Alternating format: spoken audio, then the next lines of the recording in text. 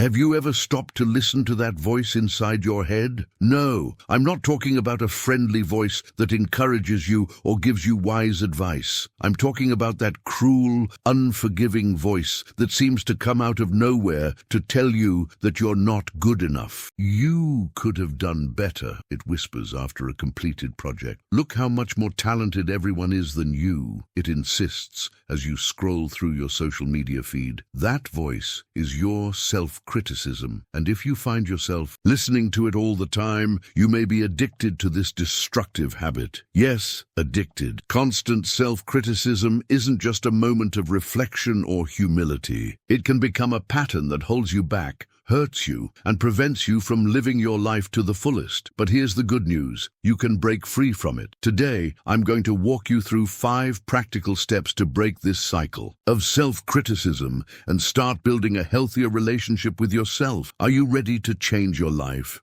First, let's understand what's going on. Self-criticism, in small doses, can be helpful. It helps us identify areas for improvement and help us grow. But when it becomes a constant habit, it's like you're stuck in an endless loop of self-judgment. You finish a grueling day at work, and instead of congratulating yourself on what you accomplished, all you can think about is what went wrong. You receive a compliment from a coworker, but immediately dismiss it, thinking, they're just being nice. I don't deserve it. This pattern isn't just exhausting, it's dangerous. It undermines your self-esteem, sabotages your relationships, and prevents you from pursuing your dreams. Worse yet, it becomes a distorted comfort zone. Believing that you're not good enough feels safer than risking believing in yourself and failing. So you cling to self-criticism like a shield, unaware that it's actually suffocating you. Why does this happen? Often, the root of this addiction lies in your past. Maybe you grew up in an environment where perfection was demanded, parents who were never satisfied, teachers who only pointed out your mistakes, or even a culture that glorified comparison. These experiences plant a seed, the belief that you will never be enough. Over time, this belief becomes a lens through which you view everything. Did you get a promotion? I was just lucky. Did you do an amazing job? Anyone could have done it better. You start looking for evidence that confirms your inadequacy, ignoring any evidence to the contrary. And the worst part is that this cycle feeds on itself. The more you criticize yourself, the more natural it feels, until it becomes part of who you are. Letting go of this narrative, as painful as it may be, can feel scary. After all,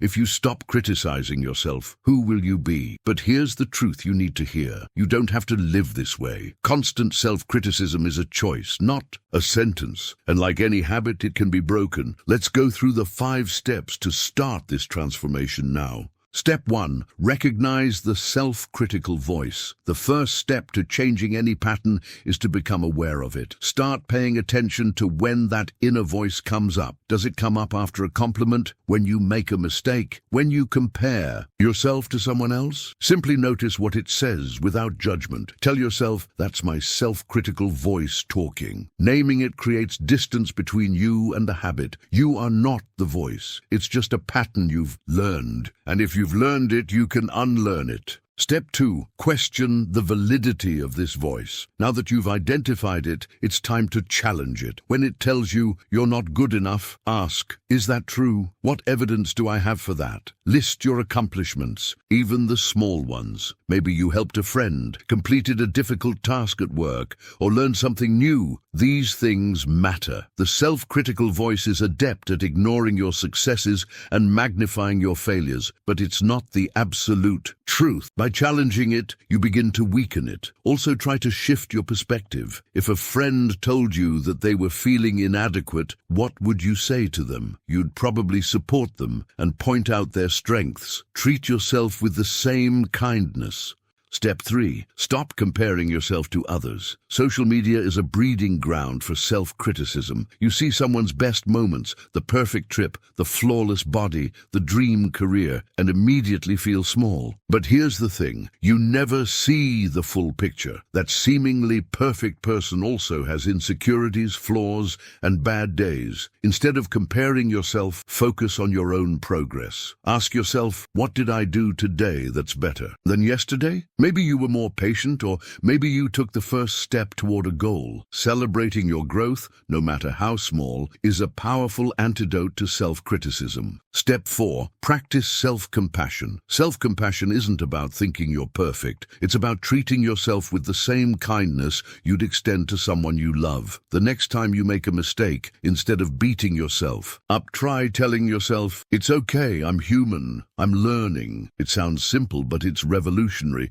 Another powerful practice is to accept compliments without dismissing them. When someone compliments you, just say thank you and let the moment be. Don't add a but or a no big deal. Allowing yourself to receive validation goes a long way towards silencing self-criticism. Step 5. Take small steps toward bigger dreams. Self-criticism often keeps you feeling small, convincing you that you can't achieve what you want. Break this cycle by challenging yourself to step out of your comfort zone, but do it gently. Choose a goal that scares you a little bit. Maybe learning a new skill, starting a creative project, or opening up more in a relationship. Break it down into small, achievable steps and celebrate each step forward. Each time you act in spite of your self-criticism, you prove yourself wrong. Over time, your confidence will grow, and the voice that's been holding you back will fade. Changing this pattern doesn't happen overnight. There will be days when self-criticism will speak louder, and that's normal. The important thing is not to give up. Every time you question it, every time you choose to treat yourself with kindness, you are rewriting your story. You don't have to be perfect. No one is. But you deserve to stop punishing yourself for not being perfect. You deserve to see yourself as someone who is trying, who is growing, who is, yes, enough, even with all the imperfections. So I ask again, are you addicted to self-criticism? If so, it's time to choose a different path. These 5 steps, acknowledging, questioning, stopping comparing yourself, practicing self-compassion, and taking steps toward your dreams, are the beginning of a journey of liberation. You are capable of so much more than you think. Start today. The best version of yourself is waiting for you.